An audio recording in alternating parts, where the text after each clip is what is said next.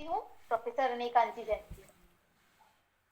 अनंत धर्मस्तत्वं पश्यन्ति प्रत्यगात्मनः अनेकांतमयी मूर्ति नित्यमेव प्रकाशिता।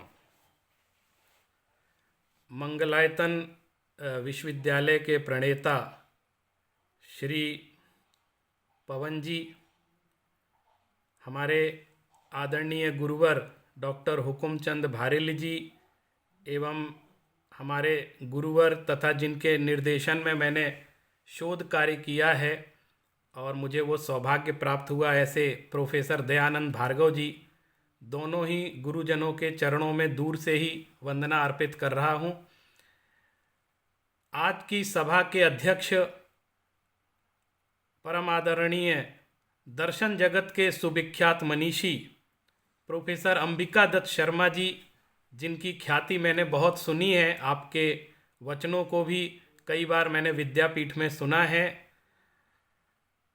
आदरणीय प्रोफेसर जयंती लाल जी, आदरणीय प्रोफेसर धर्मचंद जी, आदरणीय प्रोफेसर सुदीप जी, आदरणीय डॉक्टर प्रियदर्शना जी, भैया कवि सौरभ सुमन जी तथा यहाँ पर उपस्थित सभी विद्वतगण एवं सुधी श्रोतागण।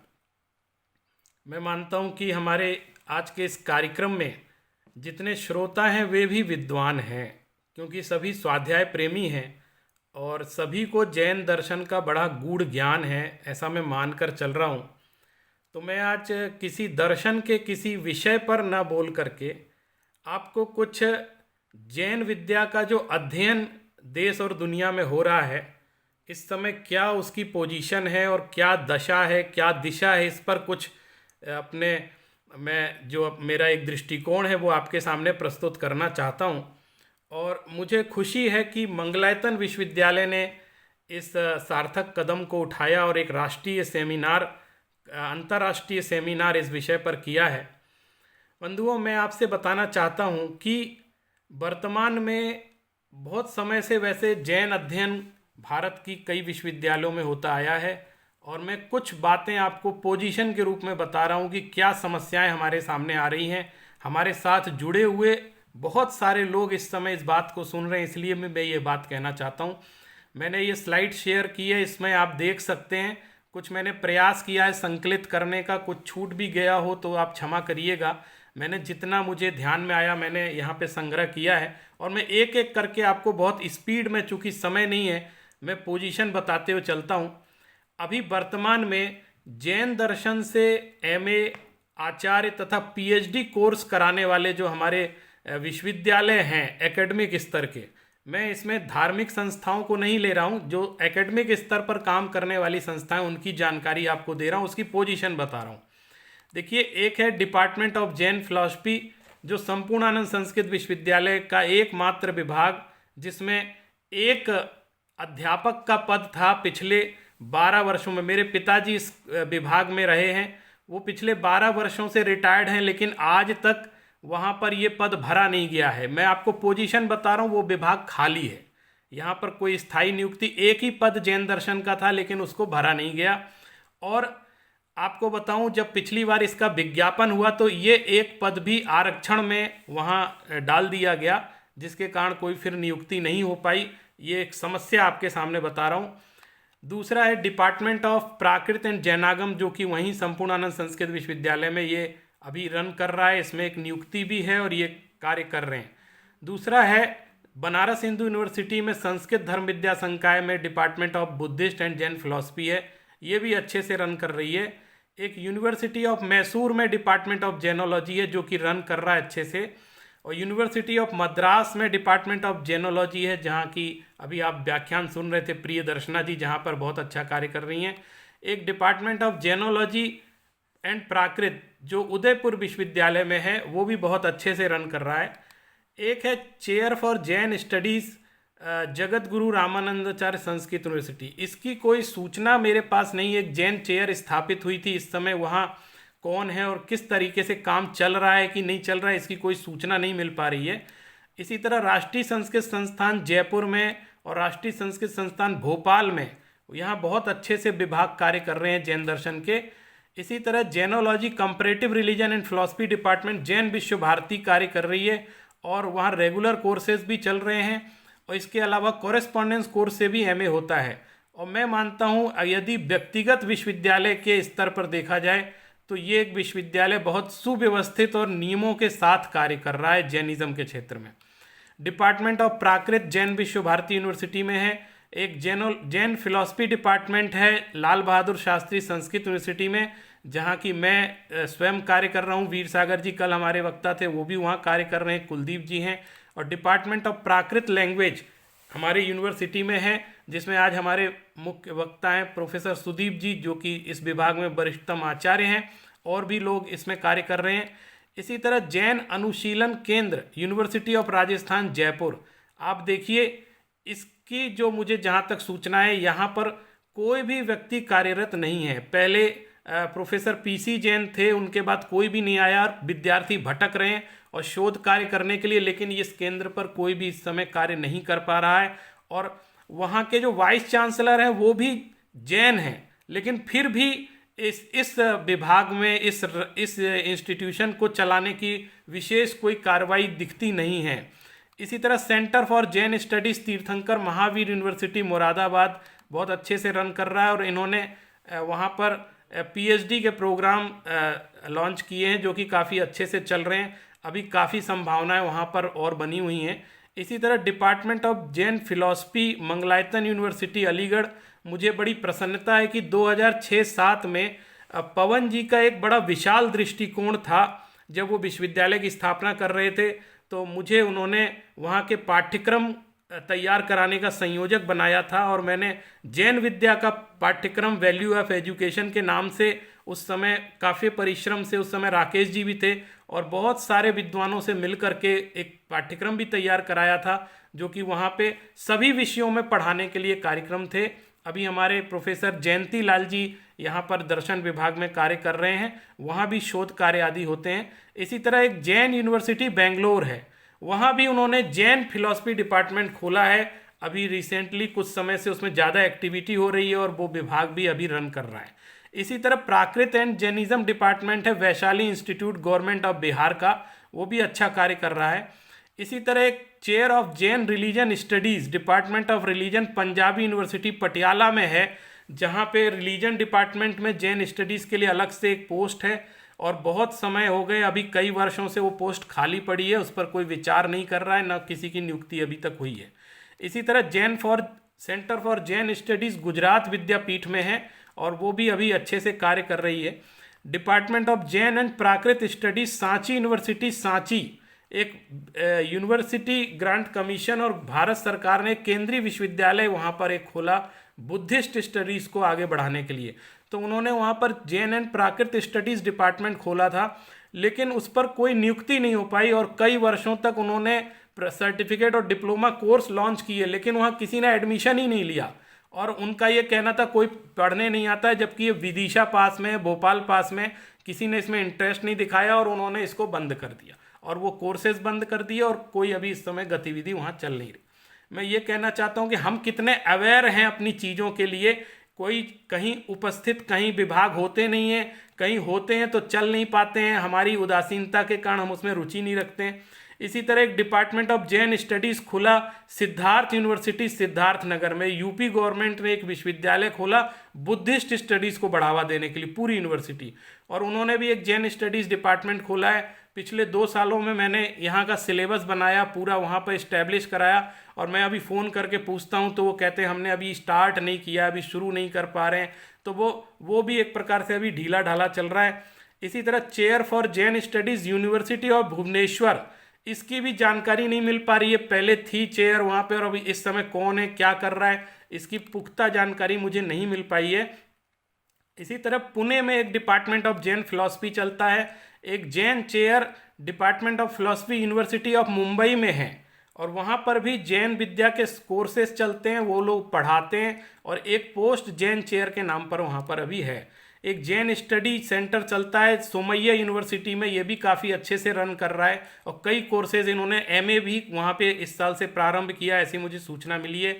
इसी तरह international school of Jain studies new Delhi, इन्होंने बहुत बड़ा काम किया। ये लगभग 2006-7 में डॉक्टर शुगन जैन ने ये प्रारंभ किया था और इन्होंने विदेशी लोगों को बुला करके जैन स्टडीज़ कराई। आप लोग सब परिचित होंगे, मंगलायतन यूनिवर्सिटी भी जाते थे और काफ़ी कुछ अध्ययन कराया। उसका एक अच्छा इम्पैक्ट हमारे सामने आया है। हम लोग काफ़ी वर्षों से इनसे जुड़े हैं, इसलिए इनके बारे में सारी जानकारी है। डिपार्टमेंट ऑफ जैन फिलॉसफी स्यादवाद महाविद्यालय वाराणसी, जो कि बहुत पुराना महाविद्यालय, वहाँ ये चलता है, आज भी चल रहा है। इसी तरह जैन फिलॉसफी डिपार्टमेंट चलता है आचार्य संस्कृत महाविद्यालय सांगानेर जयपुर में, जो कि जिसमें टोडरमल जैन सिद्धांत महाविद्यालय और समण संस्कृति संस्थान के विद्यार्थी पढ़ते हैं। ये सारे जगत गुरु विश्वविद्यालय से जुड़े हुए, संस्कृत विश्वविद्यालय से जुड़े हुए हैं। चाहे हम कोटा का विद्यालय दे लें, चाहे बांसवाड़ा का विद्यालय, सारे विद्यालय इन्हीं विश्वविद्यालय से जुड़ करके अपना काम कर रहे हैं। इसी तरह दिगंबर जैन आचार्य संस्कृत महाविद्यालय सांगानेर जयपुर की चर्चा हम कर चुके हैं, वहाँ प्राकृत डिपार्टमेंट भी है। और एक बेंगलुरु में Jain university department of Jainology चला रही है। ये मैंने आपको लगभग 30 का संकलन किया। मैं ये जानकारी इसलिए देना चाहता हूँ कि कई लोग सोचते हैं कि पता नहीं क्या हो रहा है, और मैं आपको एक्चुअल पोजीशन बताना चाहता हूँ कि इस समय क्या स्थिति चल रही है। अब थोड़ा एक नज़र मैं डालना चाहता हूँ Jain study centres at overseas. आपको ये जानकर खुशी होगी, भारत में भले ही इसकी प्रति उदासीनता चल रही है एकेडमिक लेवल पर, लेकिन विदेशों में अभी कुछ समय और बीतेगा तो आप देखिएगा भारत से ज़्यादा अध्ययन वहाँ पर होना शुरू हो जाएंगे। अभी रिसेंटली वहाँ के श्रावकों ने, मुझे सूचना मिली, किसी ने $20,000 डोनेट किए हैं और भी ज़्यादा डोनेट किए हैं वहाँ पे जैन स्टडी सेंटर खुलवाने के लिए यूनिवर्सिटीज़ में। देखिए अभी 6 रिसेंटली इस्टेब्लिश्ड एकेडमिक प्रोग्राम्स जो यूनिवर्सिटी में हुए हैं, यूनिवर्सिटी ऑफ कैलिफोर्निया में इस्टेब्लिश किया गया है। इसी तरह कैलिफोर्निया स्टेट यूनिवर्सिटी में Bhagwan Suvidhinath endowed chair in Jain studies स्थापित की गई है। यूनिवर्सिटी ऑफ टोरंटो में भगवान शीतलनाथ पोस्ट डॉक्टर फेलोशिप स्थापित की गई है। और इसी तरह और भी Shrimad Rajchand fellowship in Jain studies में लागू की गई है। आपको बताऊं मैं, doctor Shailendra Palviya endowed Jain scholar speaker series भी LIU यूनिवर्सिटी में स्थापित की गई है। बहुत समय नहीं है, मैं आपको सिर्फ ये बताना चाहता हूँ, ये 6 यूनिवर्सिटी ये हैं और नीचे 22 यूनिवर्सिटी की लिस्ट है जो विदेशों में अलग अलग जगह जैन स्टडी सेंटर चल रहे हैं, यूनिवर्सिटी में चल रहे हैं। और ये लोग भी पोस्ट वहाँ पर निकालते हैं, मेरे पास सूचना आती है। लेकिन बड़ा दुर्भाग्य का विषय है कि हम भारतीयों में से वहाँ जा कर के लोग अपॉइंट नहीं हो पाते हैं, क्योंकि उनके जो क्राइटेरियाज हैं रिसर्च के और स्टडी के जो तरीके हैं, उनमें अभी भारत की स्टडीज़ जो जैन स्टडीज़ है वो उतनी खरी नहीं उतरती है। हमारे यहाँ के रिसर्च पेपर्स को भी बहुत ज़्यादा मान्यताएं प्राप्त नहीं हो पाती हैं, क्योंकि उनकी जो मेथोडोलॉजी है वो भिन्न तरीके की होती है और उधर थोड़ा अलग तरीके से रिसर्च के जो डायग्राम है, रिसर्च की जो फाइंडिंग्स हैं वो अलग तरह से चलती है, मेथोडोलॉजी भी अलग तरीके से चलती है। लेकिन फिर भी आप देखिए कितनी जगह यहाँ पे विदेशों में जैन स्टडी सेंटर्स चल रहे हैं। और मैंने ये लिस्ट, मेरी अंतिम लिस्ट नहीं है, मेरा काम चल रहा है, इसलिए मैंने टू बी कंटिन्यू लिखा है। आप लोगों को भी कोई जानकारी ऐसी हो जो कि इसके अलावा भी हो तो हम इसको और फुलफिल करेंगे। ये तो हो गई हमारी सारी बात इनके बारे में। और 2 मिनट में इस बात पे भी कहना चाहता हूँ, विश्वविद्यालय अनुदान आयोग ने जैन विद्या एवं प्राकृत से संबंधित रिसर्च जर्नल्स कुछ अप्रूव्ड किए हैं, जिसकी जानकारी हमारे स्कॉलर्स को नहीं होती है कि कौन से जर्नल अप्रूव्ड हैं और कौन से जर्नल अप्रूव्ड नहीं है।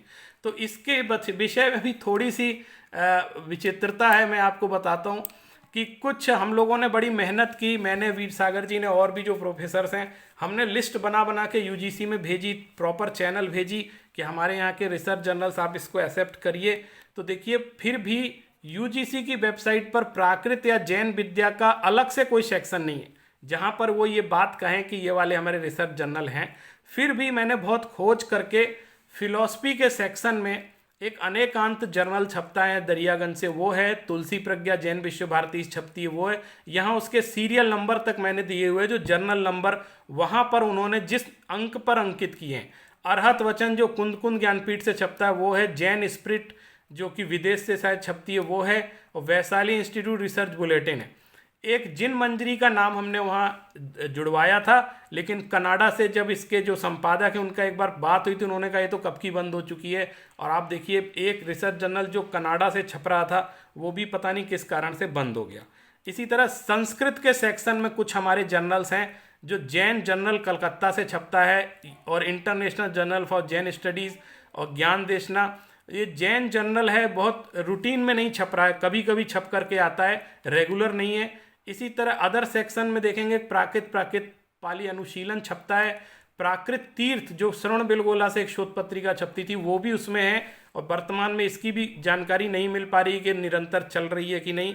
इसी तरह कुंद कुंद भारती से प्रकाशित प्राकृत विद्या भी उसमें जर्नल में सम्मिलित है। मैंने ये लिस्ट 2-3 साल पहले बना करके कई पत्रिकाओं में छप के भेजी थी, और ये 12 जर्नल ही दिखलाई दे रहे हैं और कोई जर्नल हमको उसमें दिखे नहीं, हो सकता कहीं किसी सेक्शन में डले होंगे। लेकिन यूजीसी ने एक 14 जनवरी 19 में एक जन सूचना जारी करके ये इन जर्नलों को भी चेतावनी दी थी कि आप लोग सुधर जाओ और रूटीन में अपनी पब्लिशिकेशन करो, नियमों के अंतर्गत आर्टिकल छापो और काफ़ी रूल्स रेगुलेशन करो, अगर ऐसा नहीं करोगे तो हम इनको भी हटा देंगे। तो मैंने इन पत्रिकाओं को और सबको सूचना भी भेजी और काफ़ी जगह पत्र भी लिखे कि भैया आप अपडेट कर लीजिए अपना, लेकिन मुझे लगता है इतनी अवेयरनेस कुछ लोगों ने ही दिखलाई, कई लोगों ने नहीं दिखलाई। और इसके बाद मैंने अभी लेटेस्ट सूचना देखी जब उसके अंदर, तो मुझे कई इसमें से भी जर्नल उसमें से यूजीसी ने हटा दिए हैं और बहुत कुछ ही 2-4 नाम के रह गए हैं और नई पत्रिकाएं छप नहीं रही हैं। आप देखिए रिसर्च की ये पोजीशन जैनिज़्म की हमारे सामने दिखाई दे रही है। अब ये इनकी जांच होती रहती है, ये कहते हैं आपका रिफर्ड रिसर्च जर्नल होना चाहिए, आपके यहाँ जो रिसर्च छपती है वो वेरीफाइड होनी चाहिए, कई स्कॉलर्स के द्वारा रिव्यूड किया जाना चाहिए। तो वो सब नियमों का पालन इसलिए भी नहीं होता क्योंकि हमारी सामाजिक संस्थाएं इनको प्रकाशित करती हैं और वो बहुत अधिक परिश्रम पर ध्यान नहीं देती हैं। इसी तरह अभी मैंने लेटेस्ट देखा तो बहुत सारी चीज़ें इसमें से हट चुकी हैं। अब जो चुनौतियां हैं, इतना कहकर मैं अपनी बात को विराम दूंगा, बहुत समय हो चुका है। एक तो हमारे सामने जो चैलेंजेस है वो मैं आपके सामने इसलिए रख रहा हूं क्योंकि बहुत बड़े बड़े विद्वान हमारे साथ जुड़े हुए हैं और समाज के बहुत श्रेष्ठी और एकेडमिक वर्ल्ड के लोग जुड़े हुए हैं, और जो समाज के लोग जो एकेडमिक में रुचि रखते हैं।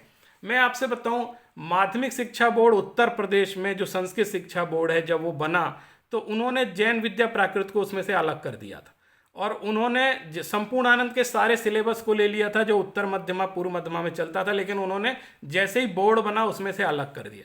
तो मेरे पिताजी ने बड़ा संघर्ष किया, बड़े पत्र लिखे, वहाँ जाकर निवेदन किया कि आपने इसको क्यों अलग कर दिया, लेकिन फिर भी किसी तरह वो उसमें सम्मिलित हुआ। अब वो कहते हैं कि आपके जब विद्यालयों में विद्यार्थियों की संख्या ही नहीं आती है, हमने आपका विषय चला करके जो है गड़बड़ कर दी। तो अब आप ये सोचिए, हमारे यहाँ से विद्यार्थी भी पढ़ने के लिए वहाँ पर विद्यालयों में तैयार नहीं है। कई विद्यालय जो जैन हैं लेकिन वो जैन विद्या प्राकृत पढ़ाने के लिए तैयार नहीं। तो ये एक विडंबनाएं हमारे सामने जो हमको जिन पर विचार करना है। अब देखिए नई शोध पत्रिकाएं सामने नहीं आ पा रही हैं, अभी नई निकल नहीं रही हैं, लोग इस पर ध्यान नहीं दे रहे। पत्रिकाएं हजारों की संख्या में छप रही हैं लेकिन रिसर्च जर्नल हमारे सामने नहीं आ पा रहे हैं जो जैन और प्राकृत स्टडीज़ पर आधारित हो, और यदि कोई आ रहे हैं तो उनके रिसर्च का लेवल अच्छा नहीं है जिसके कारण वो पूरे एकेडमिक वर्ल्ड में एक्सेप्ट नहीं हो पाती हैं। अब देखिए नए विभाग खुलवाने के प्रयास लगभग बंद हैं, कोई इस पर ध्यान नहीं दे रहा है। विदेशों में ये अच्छी सूचना है कि वहाँ के जो श्रावक हैं वो एफर्ट करते हैं कि यूनिवर्सिटी में जैन स्टडी सेंटर होना चाहिए और उसके लिए वो अपने जीवन भर का पैसा भी दान कर देते हैं, उनको अवेयरनेस है इस चीज़ की। लेकिन हमारे यहाँ अगर कहीं खुले हुए विभाग बंद भी हो रहे हैं तो उसके लिए भी लड़ाई लड़ने वाला कोई नहीं है। देश में हजारों संस्थाएं हैं लेकिन इनमें से कोई भी इस तरह के कार्य को करने के लिए आगे नहीं है कि मैं सिर्फ इन्हीं कामों को करूंगा कि पूरे देश में कहीं भी जैन विद्या की उपेक्षा ना हो, हर जगह जैन विद्या का अध्ययन होना चाहिए। कोई भी नया विश्वविद्यालय खोले तो वहाँ प्रपोजल भेजे कि आप जब सारे विभाग खोल रहे हो तो जैन विद्या विभाग क्यों नहीं खोलते हो, अपने प्रभाव का इस्तेमाल करें और अलग से निवेदन करें। कई लोग कहते हैं कोई हमसे कहता ही नहीं है, सुनता ही नहीं है, तो इस तरह से हमारी उदासीनता के कारण ऐसा कार्य हो रहा है।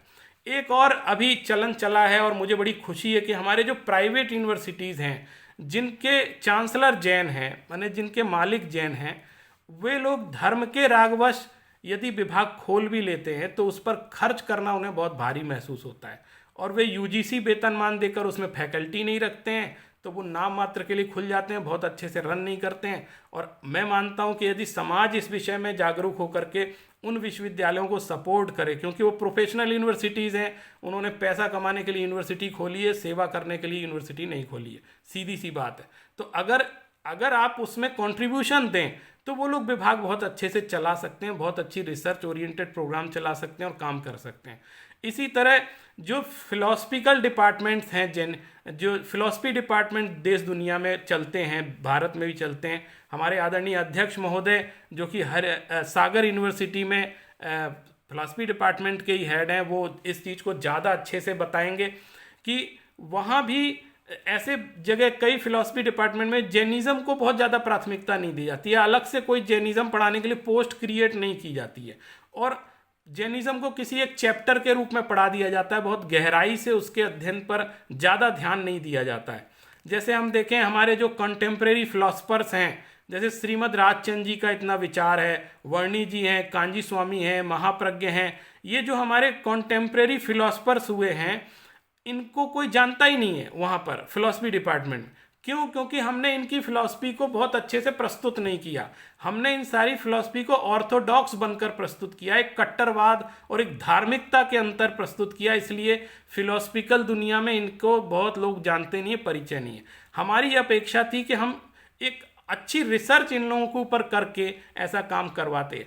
अभी महाप्रज्ञ जी का शताब्दी समारोह मनाया गया, उसमें 250 करोड़ का बजट था। संयोग से मुझे भी उस मीटिंग में जाने का एक अवसर मिला, तो मैंने उन लोगों को एक विचार दिया था कि दिल्ली विश्वविद्यालय में जैन विद्या विभाग नहीं है, यहाँ एक बौद्ध विभाग है और सारे विभाग हैं, लेकिन जैन विद्या विभाग की स्थापना नहीं हो पा रही है। अगर आप आचार्य महाप्रज्ञ जैन विद्या विभाग इस कार्यक्रम को कर लेते हैं तो आपका शताब्दी वर्ष मनाना सफल हो जाएगा, लेकिन इस पर किसी ने ज़्यादा ध्यान नहीं दिया। जो हो रहा है वो चलता है, चलता रहता है, बहुत सारे करोड़ों के कार्यक्रम होते हैं, लेकिन जैन विद्या का जो अकादमिक स्तर पर ह्रास हो रहा है, इस पर भी हम भारतीयों को चिंतन करना चाहिए। विदेशी लोग तो जाग चुके हैं, उनका मैं अभिनंदन करता हूँ, और मैं मानता हूँ हमारे प्राथमिक स्तर पर बहुत अध्ययन चल रहा है, कई महाविद्यालय चल रहे हैं, वहाँ शास्त्रीय परंपरा के विद्वान भी तैयार हो रहे हैं, लेकिन फिर भी अकादमिक स्तर तक पहुँचते पहुँचते बहुत कम लोग पहुँच पाते हैं, क्योंकि वहाँ पर बहुत प्रश्रय प्राप्त नहीं होता है।